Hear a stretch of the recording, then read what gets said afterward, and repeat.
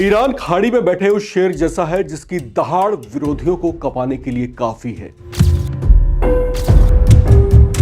Iran अपने वाली पर आ जाए तो मौत का तांडव मचा सकता है।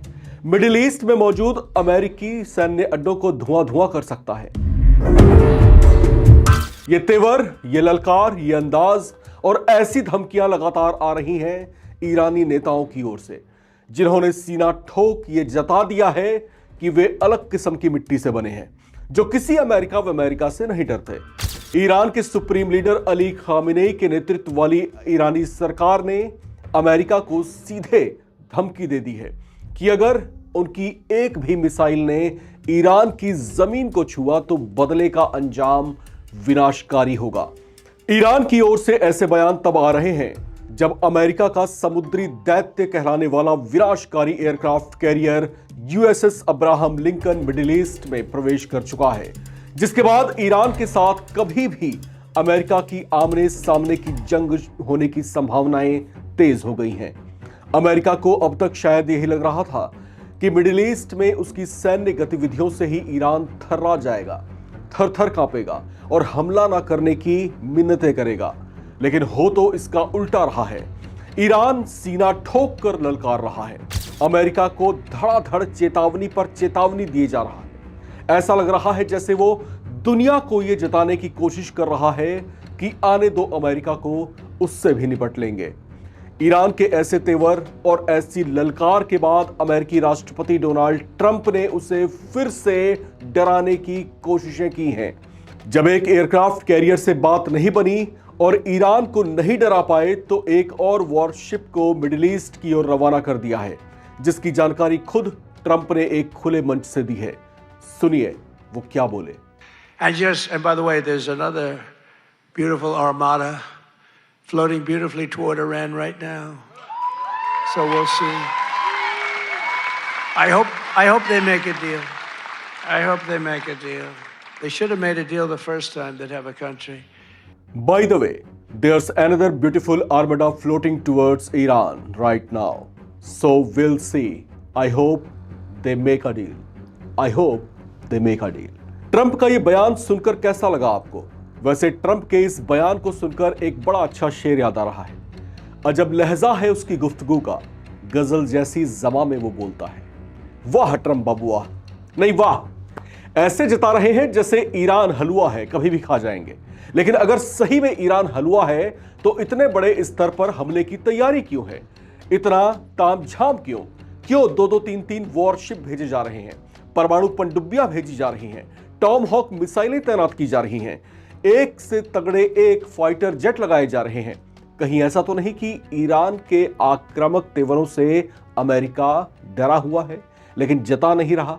खैर, अब ईरान अमेरिका की इस तकरार में इजराइल भी कूद पड़ा है। मिडिल ईस्ट में बढ़ रहे तनाव के बीच इजराइल के प्रधानमंत्री बेंजामिन नेतन्याहू ने ईरान को खुली धमकी दी है।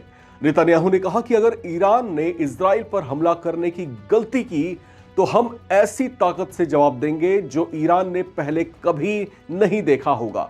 नेतन्याहू ने कहा कि इजराइल पर ईरान के हमले का जबरदस्त जवाब दिया जाएगा। ईरान के साथ इजराइल की एक जंग पिछले ही साल हो भी चुकी है। लगभग 12 दिन तक चले उस संघर्ष में ऐसा पहली बार हुआ था जब किसी देश ने इजराइल के भीतर मिसाइलों से हमला किया था। वो देश कोई और नहीं था, ईरान था, जिसने पहली बार इजराइल को मिसाइल अटैक से दहला दिया था, जिससे आग बबूला इजराइल भी ईरान पर टूट पड़ा था। उस संघर्ष में ट्रंप के हस्तक्षेप के बाद दोनों देश सीजफायर के लिए राजी हुए थे, लेकिन इजराइल ईरान की ऐसी जुर्रत पर तिलमिला उठा था, बदले की आग में जल रहा था। इजराइल को शायद अब ईरान से अपनी खुन्नस निकालने का मौका मिल गया है, लिहाजा अमेरिका से बढ़ती टसल के बीच उसने ईरान को देख लेने की धमकी दी है। इजरायली प्रधानमंत्री नेतन्याहू की धमकी ने पिछले साल जून में ईरान के साथ हुए छोटे लेकिन घातक सैन्य संघर्ष की याद दिला दी है। जून में हुए इस टकराव के दौरान इजराइल ने पूरे ईरान में सैन्य ठिकानों पर हमला किया था, जिसमें कई वरिष्ठ सैन्य कमांडर और परमाणु वैज्ञानिक मारे गए थे।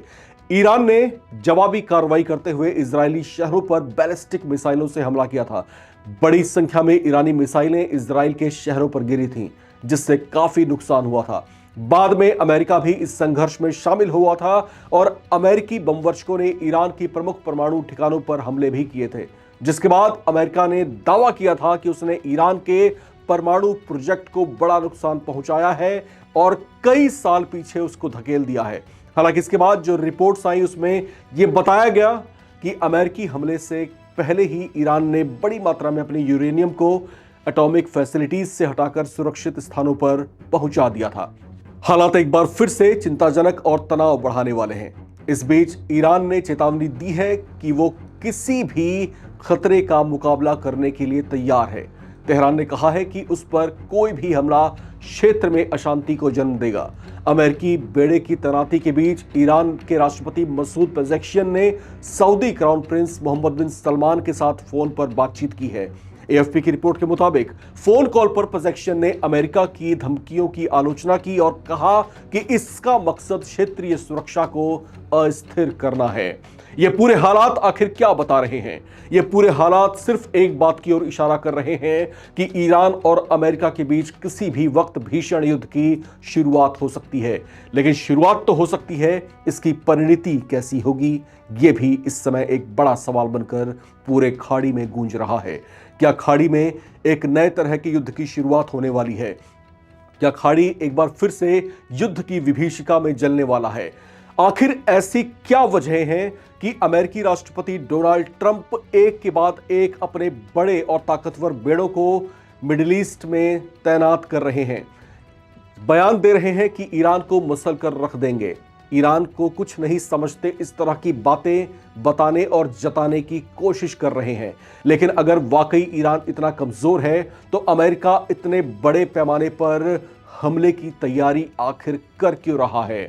कहीं ऐसा तो नहीं कि अमेरिका भीतर ही भीतर डरा हुआ है, कांप रहा है और कहीं उसे पता है, इस बात का अंदाजा भी है कि ईरान पलटकर जबरदस्त तरीके से वार करने की क्षमता रखता है, जिसमें अमेरिकी सेना को बड़ा नुकसान होने की भी संभावना है। क्या इसी वजह से पर्शियन गल्फ में एक बड़े युद्ध की तैयारी है? क्या इसी वजह से अमेरिका एक के बाद एक अपने सैन्य बेड़े को वहां पर मुस्तैद कर रहा है? क्या यही वजह हैं? आपको क्या लगता है? लिख करके कमेंट बॉक्स में जरूर शेयर करें। देखते रहें नवभारत टाइम्स।